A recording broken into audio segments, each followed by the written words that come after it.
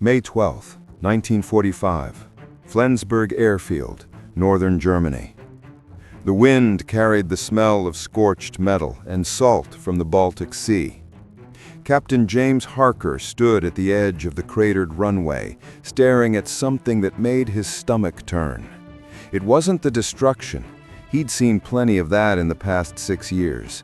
It wasn't even the bodies they'd found in the hangar that morning, still clutching their sidearms. It was the aircraft. Harker had flown Spitfires over the Channel, watched Lancasters disappear into flak-filled skies, and walked through factories where Mustangs rolled off assembly lines like clockwork. He understood wings, symmetry, balance, the sacred geometry that kept men alive at 20,000 feet. But this thing, this twisted sculpture of aluminum and glass sitting intact in Hangar 7, violated every principle he knew.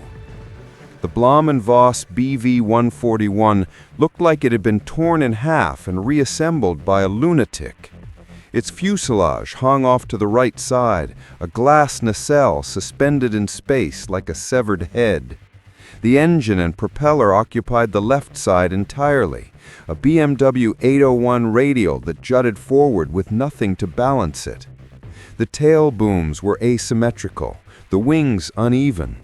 It looked less like an aircraft and more like a mistake, something that should have killed its pilot the moment it left the ground. Harker's hands trembled as he lit a cigarette. Behind him, Lieutenant Morrison was photographing the aircraft from every angle, with the flash powder igniting in bursts of white light that threw monstrous shadows across the hangar walls. Technical Sergeant Webb crouched near the landing gear, running his fingers over the hydraulic lines with the reverence of a priest examining holy relics. "Sir," Webb's voice echoed in the empty space. "This plane flew. Recently." Harker walked closer. The smell hit him first. Aviation fuel, not stale, but fresh, seeping from somewhere in the fuel system. The propeller blades bore scratches from debris, the kind that came from active runways. Inside the glass nacelle, the pilot's seat still held the impression of a body, the cushion compressed, the harness unbuckled and hanging loose. Morrison lowered his camera. His face had gone pale. "Sir, you need to see this." On the instrument panel, tucked behind the throttle quadrant, someone had carved words into the metal with a knife or screwdriver. The letters were crude, desperate, cut deep enough to catch the light. S. Seat. Deek. It watches you. Harker felt the cigarette slip from his fingers. Around them, the hangar seemed to contract, the shadows pressing closer. Outside, the wind picked up, howling through the broken windows with the sound like distant screaming. Webb stood up, his face tight with something Harker recognized, the look of a man who'd just stepped on a mine and heard the click. "Sir, this aircraft is on the manifest for Operation Lusty. Intelligence wants it shipped to Wright Field within the week." "Shipped?" Morrison's voice cracked. "You want to put this thing on a boat? It shouldn't exist. Look at it." Harker forced himself to breathe. Morrison was right. Everything about the BV 141 defied logic. The center of gravity was wrong. The thrust line was off-axis. The pilot sat in a glass bubble offset so far from the center line that basic physics should have sent it spinning into the ground. Yet here it was, real as the concrete beneath his boots, bearing the marks of recent flight. He thought of the bodies they'd found that morning. German technicians, shot execution style in the back of the head. Their faces had been turned away from something. The hangar doors had been barricaded from the outside. "Get it ready for transport," Harker heard himself say. His voice sounded distant, hollow. "And find me the pilot." Morrison shook his head slowly. "Sir, I don't think—" "Find the pilot, Lieutenant. That's an order." They worked through the afternoon, cataloging parts, draining fuel, preparing the aircraft for disassembly. Harker supervised from a distance, unable to shake the feeling that the BV 141 was watching them back. The glass nacelle caught the failing light at odd angles, creating the illusion of movement where there should be none. Once he could have sworn he saw a face reflected in the canopy, gaunt, eye hollowed, mouth open in a silent scream. When he blinked, there was nothing. At 1900 hours, a private from the military police detachment arrived, breathless from running.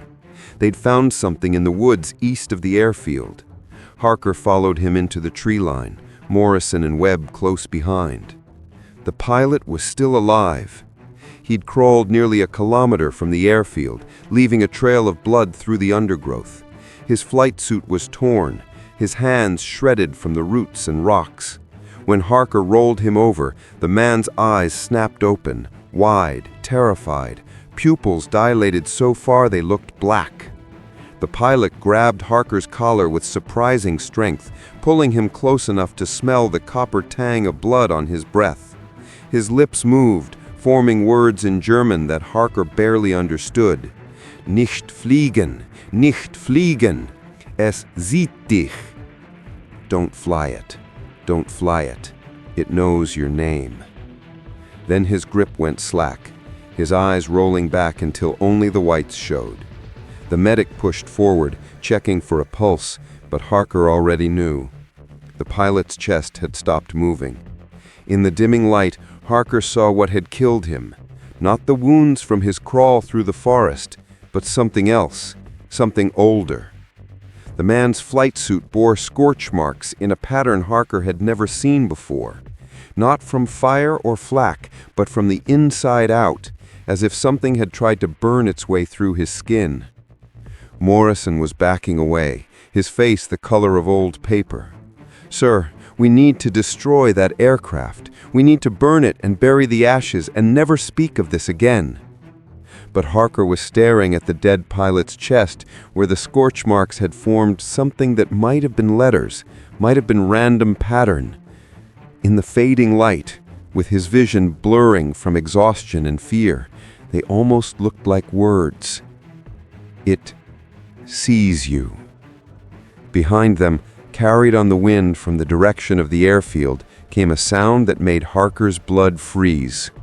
Metal groaning, the distant whine of a propeller beginning to turn. The BV-141 was still in the hangar. The engine was cold. There was no one inside.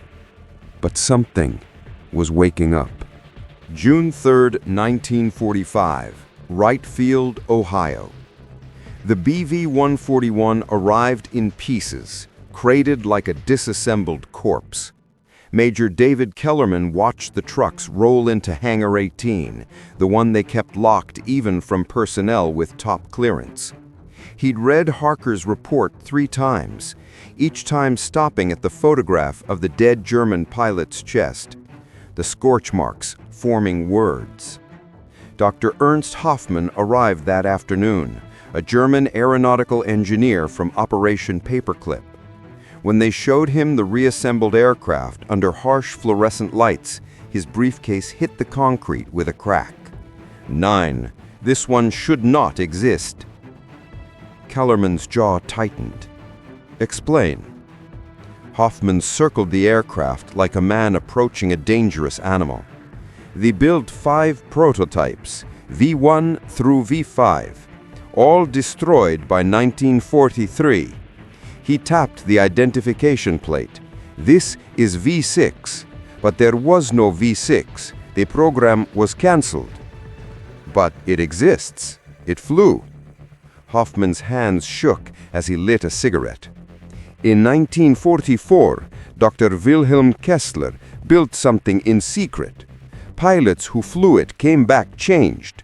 They said it learned. His cigarette burned down to his fingers. They said it kept them. The fluorescent lights flickered. Aircraft don't learn, Doctor. Hoffmann met his eyes. No, they don't. The test flight was scheduled for June 8th. Captain Robert Chen, a former P-51 ace with 200 combat missions, walked the pre-flight checklist with mechanical precision. Everything checked out. The BV-141 sat on the tarmac like a patient predator, its glass nacelle reflecting the morning sun in ways that hurt to look at directly. The WW801 roared to life. The sound was wrong, not mechanically, but deeper, like a voice speaking words that shouldn't exist. Chen's voice crackled over the radio. "Right tower, BV-141 ready for takeoff." Kellerman picked up the microphone, his hands sweating. "You are cleared. Climb to 5,000 feet, 30 minutes maximum." The aircraft lifted off, climbing at an angle that made Kellerman's instincts scream. But it flew smoothly, gracefully, as if physics had made an exception. "Tower, climbing through 2,000. Aircraft handling is unusual but stable. It's like the plane knows where it wants to be."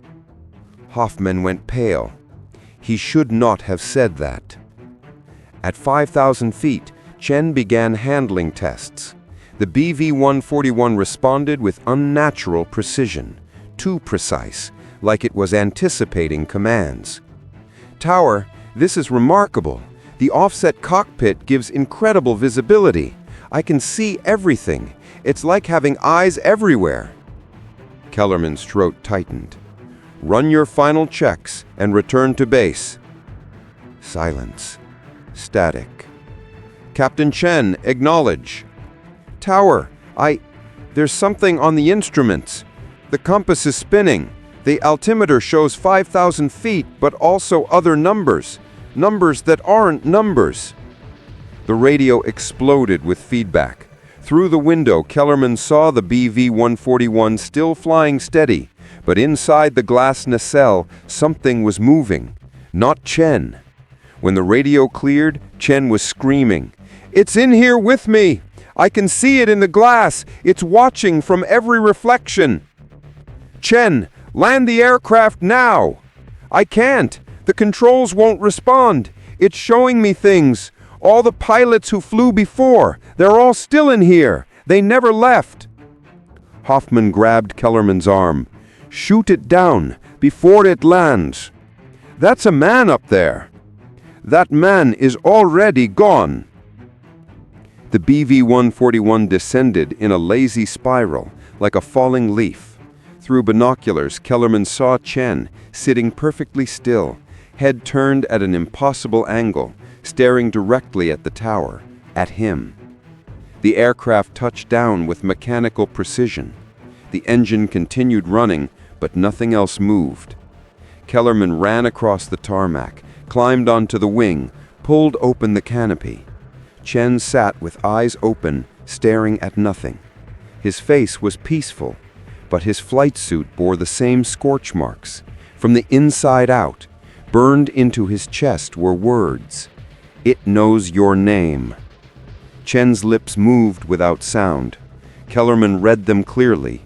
"Fly it. You have to fly it. It wants you next." Chen began to convulse. Medics rushed forward, but Kellerman couldn't move. He stared into the glass nacelle, and in the instrument panel reflection saw faces. Dozens of them. Pilots in German uniforms, American uniforms, faces burned and broken, screaming silently from behind the glass. The BMW-801 revved once, shaking the airframe. Then silence. In that silence, he heard it. A voice that wasn't a voice, coming from deep in the aircraft structure, metal vibrating in patterns like words. "Come back. We're waiting." That night, Kellerman wrote 2 reports. The official one recommended permanent grounding. The classified one told the truth. The aircraft was alive. Something inside it fed on pilots, learned from them, and kept them trapped in the asymmetrical space between wings. Something growing stronger with every flight. And it wanted to fly again. Outside his window, Hangar 18 sat under guard. Inside, the BV-141 waited. Kellerman found the maintenance log they'd pulled from Chen's flight suit. Someone had added an entry. Fresh ink, Chen's handwriting. Next flight, June 15th, 1945. Pilot, Major David Kellerman. He'd never written that, never planned another test flight. But somewhere, in the twisted asymmetrical heart of the BV-141, something was writing its own schedule. 7 days until June 15th. 7 days until it would fly again. Kellerman looked at the photograph of the German pilot one more time. The scorch marks, the terror frozen on his face, the warning he died trying to deliver. On his desk, the telephone began to ring. 3 times, 4, 5. When Kellerman finally answered, there was only static, and under it, barely audible, the sound of a propeller spinning, the BMW 801 running somewhere it shouldn't be, running in Hangar 18, where the aircraft sat cold and chained and locked behind 3 feet of steel. The voice came through the static, Chen's voice but wrong, layered with others, dozens of voices speaking as one. 7 days, Major. We'll be ready. Will you be? The line went dead. Kellerman set down the receiver with trembling hands and stared at the calendar on his wall. June 15th was circled in red ink he didn't remember using. June 15th, 1945, Wright Field, Ohio, 0600 hours. Kellerman hadn't slept in 7 days. Every night at 0300 hours, the phone rang. Static. The sound of the BMW 801 running in a locked, dark hangar. Chen's voice counting down. 6 days, 5 days, 4 days. He tried to run. Transfer requests denied. Tried to destroy the aircraft. Armed guards appeared, with orders to shoot anyone unauthorized. Authorization only Kellerman could provide. The BV-141 had learned to move through command channels, through paperwork, ensuring its survival. Dr. Hoffman arrived on the 6th day, looking decades older. I found Kessler's research. Yellowed papers spread across the desk. He wasn't building an aircraft. He was building a cage. The asymmetry was metaphysical. One side for the physical world, one for something else. The glass nacelle trapped whatever came through. But it failed. It worked too well. The thing he trapped learned to use the cage, to feed on pilots. Each one made it stronger. Hoffman's voice dropped. Kessler realized his mistake, tried to destroy it. They found him burned from the inside out. Kellerman stared at the calendar. Today. What if I don't fly? It finds another pilot, another host. It's patient. He met his eyes. But if someone who understands takes control, maybe you can fight it, end this. Or become another face in the glass. Yes, maybe that too. At 0000 hours, Kellerman walked toward Hangar 18. Perfect flying weather. Birds avoided the airspace. The air smelled of ozone and death. Inside, the BV-141 waited, its asymmetrical form more pronounced in morning light. The glass nacelle caught the sun in colors that shouldn't exist. Kellerman climbed into the offset cockpit. The seat was warm. Controls familiar under his hands. Too familiar, as if he'd flown this aircraft 1,000 times. In the instrument panel glass, he saw his reflection. Behind it, the faces.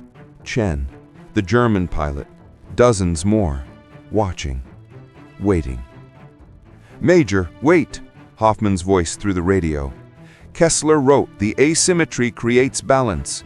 Physical on one side, metaphysical on the other. If you hold both realities at once without surrendering, then what? Silence. Then quietly, maybe you close the door he opened. Kellerman started the engine. The BMW 801 caught immediately, as if it had been running all along. The sound filled the cockpit, filled his head, filled spaces inside him he didn't know existed. In that sound, voices, screaming, pleading, calling his name. He released the brakes. The BV-141 rolled forward, finding impossible balance. At the runway's end, full throttle, the aircraft lifted into perfect morning sky. Reality fractured. Kellerman was flying and falling simultaneously. Instruments showed normal readings and impossible readings at once. The altimeter read 5,000 feet and 5,000,005 inches in the same moment. Through the glass nacelle, Wright Field below and something above, a sky that wasn't sky, filled with geometric patterns that hurt to see. The voices grew louder, Chen's clearest. "Let go, Major. Stop fighting. It's easier. We're all here together, never alone, never—" "No." Kellerman's voice cut through the noise. "You're not together. You're trapped, being consumed. I'm ending this." He pushed the stick forward, hard. The BV-141 dove, asymmetric form screaming through air. The voices exploded, furious, demanding, threatening. In the glass, faces pressed closer, mouths open in silent screams. Ground rushed up. 3,000 feet, 2,000. The voices became one voice, ancient and hungry and terrified. "You'll kill us all. Trap yourself. You'll—" "I know." At 1,000 feet, Kellerman understood. The asymmetry was a doorway swinging both ways. Something had come through, but the door could close. Balance restored. It required sacrifice. Someone who understood both sides. Someone to hold the door shut from inside while it sealed. 500 feet. Voices went silent. In the quiet, his heartbeat. Steady. Calm. He thought of his wife in California, the daughter born while he was overseas, never met. All the pilots trapped in glass, waiting for release. Kessler, burning, trying to fix his mistake. 200 feet, Kellerman pulled back hard. The BV-141 flared, bleeding speed. He wasn't landing, he was stalling it, dropping it, breaking the asymmetry to shatter the doorway forever. The aircraft hung suspended, one perfect moment, balanced between sky and earth, physical and metaphysical, life and whatever waited beyond. Then it fell. The impact should have killed him instantly. But in that fraction of a second, Kellerman felt the doorway closing, felt trapped pilot streaming past, finally free, felt the thing on the other side screaming as it was pushed back, sealed away, cut off, felt his consciousness spreading thin, becoming the lock, the seal, the final sacrifice, keeping the door closed forever. Rescue crews found the BV-141 broken beyond recognition. Asymmetrical wings sheared off, fuselage collapsed, glass nacelle shattered into a million pieces. Kellerman sat in the pilot seat, eyes open, slight smile on his face. No burns, no scorch marks, just peace. Hoffman examined every piece personally. The metal showed no unusual properties. The BMW 801 was just an engine, the glass just glass. Whatever had been there was gone. Chen woke up 3 days later in the hospital. The scorch marks had faded. He remembered nothing after takeoff, said he dreamed of flying through darkness, then suddenly seeing light, feeling Kellerman's presence, feeling release. The official report called it pilot error, structural failure during aggressive maneuvers. The wreckage was buried in a classified landfill in Nevada, all documentation sealed for 50 years. But Hoffman kept one piece, a fragment of the instrument panel glass, small enough to fit in his pocket. Sometimes, in certain light, he swore he could see a face in it, not trapped, not screaming, just watching, guarding, keeping the door closed. Years later, when Hoffman was dying, he gave the fragment to Kellerman's daughter, told her her father had done, how he'd saved not just the pilots in the glass, but everyone who might have flown that aircraft, everyone who might have fed the thing on the other side. She held the glass fragment up to the light, saw her father's reflection, or maybe just her own. Did it work? Is it really over? She asked.